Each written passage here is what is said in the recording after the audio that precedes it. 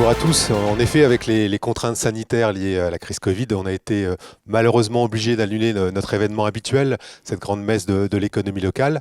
On se retrouvera au Centre Prouvé à Nancy l'année prochaine, mais ça nous semblait important tout de même sur cette année 2020 de maintenir un événement qui sera donc 100% digital pour valoriser les pépites économiques locales et régionales. Et donc nos trois journaux, l'Est républicain, le Républicain Lorrain, Vosges Matin, avec leur site internet, leur journal papier et leur application mobile, constituent un vrai levier de notoriété qui permet de mettre en lumière ces belles entreprises régionales. Dès qu'on a proposé de basculer en digital, ces entreprises qui sont des fins connaisseurs de l'économie locale nous ont tout de suite suivis et je tiens vraiment à les remercier chaleureusement. Je vais prendre la peine de les citer et de les remercier pour leur soutien. Donc la région Grand Est, la société Harmonie Mutuelle, la Société industrielle de l'Est, la CCI Grand Nancy Métropole et le cabinet Isico. Et nous accueillons Pierre Roder, qui est le directeur départemental Meurthe-et-Moselle de l'Est républicain. Pour commencer, il a fallu dépister 5 entreprises nominées. 5 entreprises nominées, Miroiterie Petit-Jean, AccessRec qui cherche des solutions d'accessibilité pour les personnes handicapées sur les plages et les zones de loisirs, Rémi Grégory qui est cordonnier depuis des lustres à Jarny, Afotech spécialisé dans les solutions numériques de santé et enfin Alterboutique et David Ao, 2 entreprises qui se sont fortement engagées lors de la crise sanitaire du Covid. Alors on va dévoiler le premier lauréat de ce palmarès en Meurthe-et-Moselle. Il s'agit de la miroiterie Petit-Jean à Oudemont. Alors cette miroiterie, pleine d'anecdotes parce que c'est une affaire de famille. Oui, alors c'est 5 générations. Alors en 70, l'arrière-grand-père de Christophe Petit-Jean, 50 ans aujourd'hui, circulait dans les rues de Nancy et de sa banlieue avec sur le dos une hotte en bois où étaient soigneusement placées des vitres. Il déambulait avec une cloche qu'il faisait teinter. Les habitants alors savaient que s'ils avaient une vitre à réparer, brisée ou simplement fêlée, il était temps de la faire réparer. 5 générations plus tard, la hotte en bois est toujours là pour garder en mémoire l'histoire de l'entreprise qui se confond avec celle de la famille en effet. La 6e génération, incarnée par les fils de Christophe qui ont 23 et 27 ans, sont déjà dans l'entreprise, ils apprennent le métier. Une entreprise de 7 personnes et Christophe Petit-Jean est à l'origine d'un virage négocié il y a 15 ans. Il ne croit plus à la pose de vitres. Il sait que ça sera de moins en moins artisanal, de plus en plus industriel. Donc il recentre son activité sur la miroiterie et il redécouvre des gestes très anciens comme le fait de poser l'argent pour que les miroirs sont ce qu'ils sont aujourd'hui. Il s'engage dans le luxe avec succès puisqu'il décroche notamment de gros marchés dont celui de l'hôtel Georges V. Bien, alors nous allons déambuler vers Oudemont et on va retrouver la famille Petit-Jean.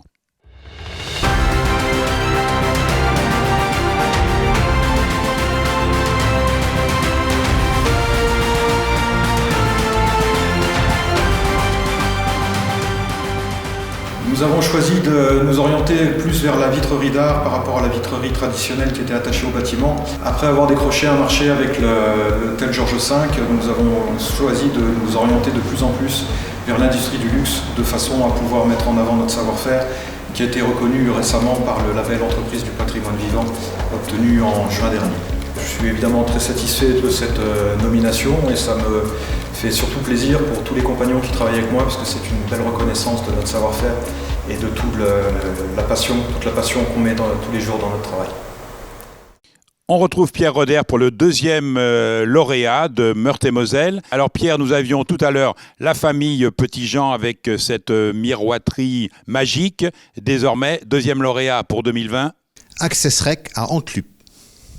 Alors, AccessRec à Antlup, là également, toute une histoire. Toute une histoire et surtout d'abord une question. Pourquoi une entreprise située à Antlup, petite commune du Ligné-Villois, s'est-elle spécialisée dans les solutions d'accessibilité aux plages pour les personnes handicapées? Cette question est assurément la plus posée à Yannick Ragon, directeur de cette petite entreprise de 5 salariés. Pourquoi pas? Répond ce dernier. Les entrepreneurs ont en effet un besoin impérieux de se diversifier. Leur métier premier est celui de la production fruitière, dont principalement la Mirabelle. Il a fallu trouver une autre activité pour conforter l'entreprise familiale sur un marché dominé par les gros producteurs.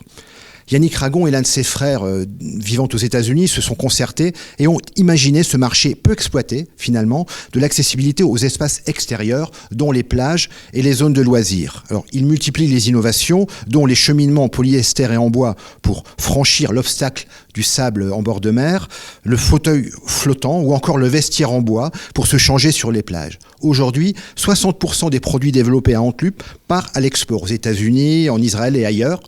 Yannick Ragon, que j'ai eu au téléphone, revient de Saint-Raphaël qui veut améliorer l'accessibilité de ses plages. La ville balnéaire a trouvé à Antlup à qui parler. Voilà, on va découvrir cette magnifique initiative en images.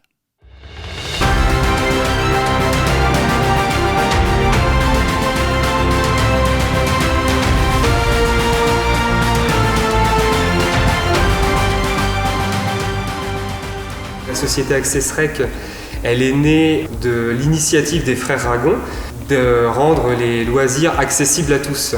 Par ailleurs, l'activité Accessrec a permis d'utiliser les entrepôts de la société Mirabellor durant l'hiver, d'optimiser en fait l'exploitation des entrepôts. Il ne faut pas seulement limiter nos activités aux équipements de plage. Nous, notre mission, c'est de rendre accessibles tous les espaces extérieurs. Donc effectivement, ça peut être des espaces naturels, des campings également, des bases de loisirs, il n'y a pas que les plages. Nous n'avons pas forcément besoin d'être présents sur le littoral toute l'année. D'ailleurs, une grande partie de nos solutions sont exportées. On travaille avec environ 15 pays, avec 15 pays dans le monde, en Europe et dans le monde. Donc vous avez l'Espagne, la Suède, le Qatar, l'Afrique du Sud, Israël. Finalement, nous, la difficulté, c'est pas notre plus grande difficulté, c'est pas d'être présent ou non sur le littoral, c'est véritablement en fait un manque d'infrastructures en Lorraine qui serait favorable au développement d'export.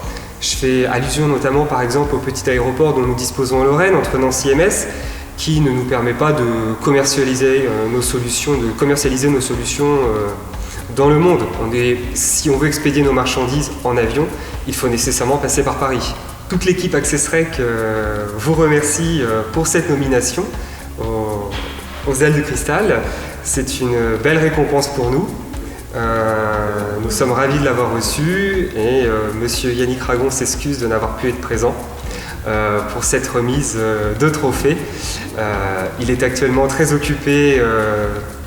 Il est en déplacement professionnel pour justement continuer notre mission, c'est-à-dire rendre accessibles tous les espaces extérieurs.